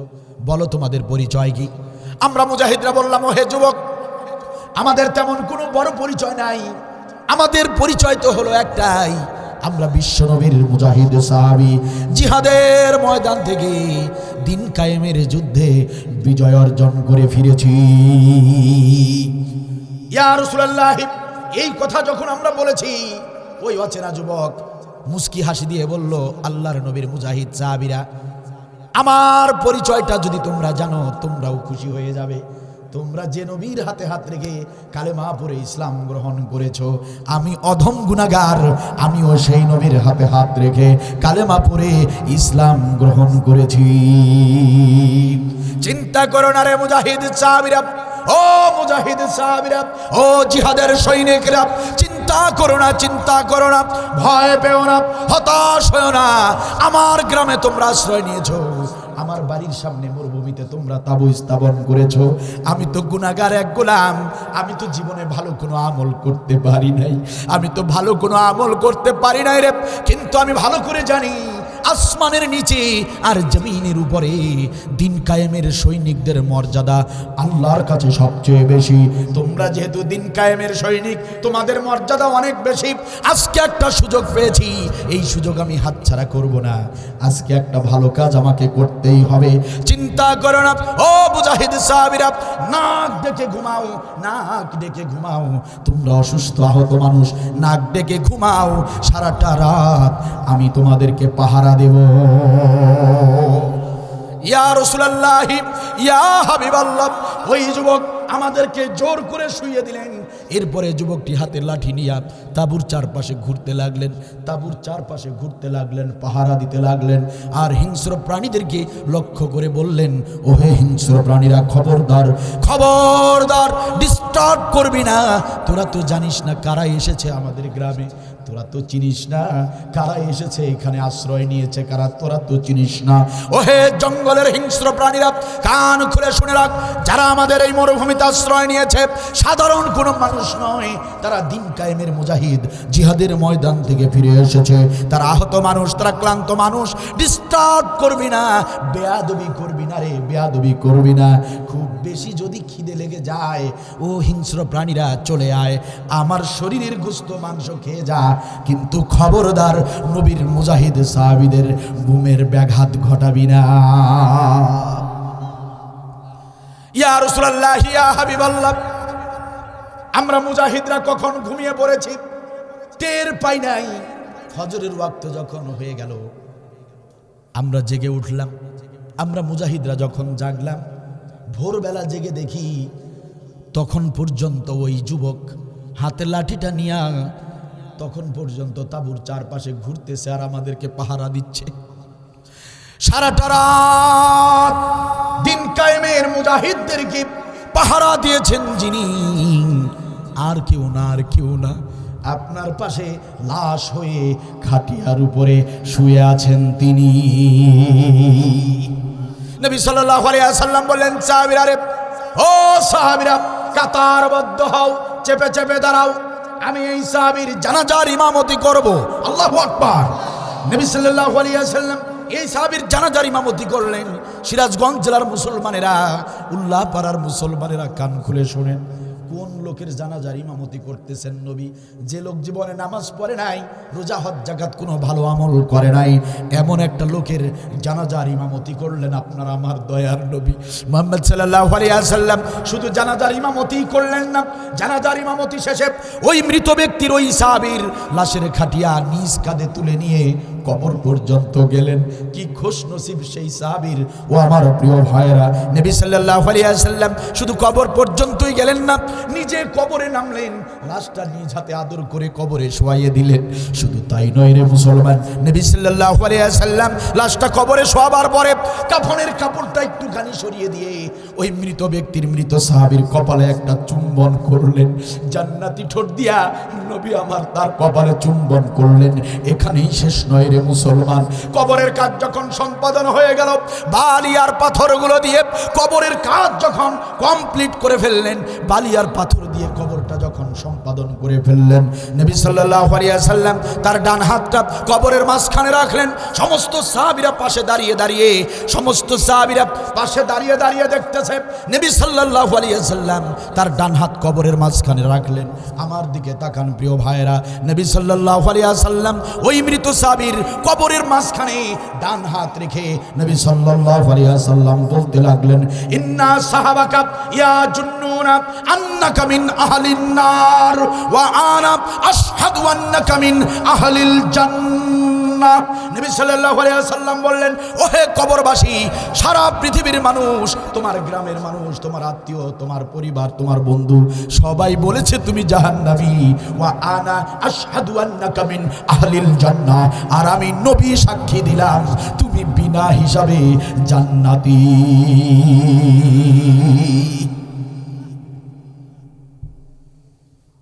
প্রিয় ভাইরা আমার, ভালো করে শোনেন, এই হাদিসটা কেন বললাম?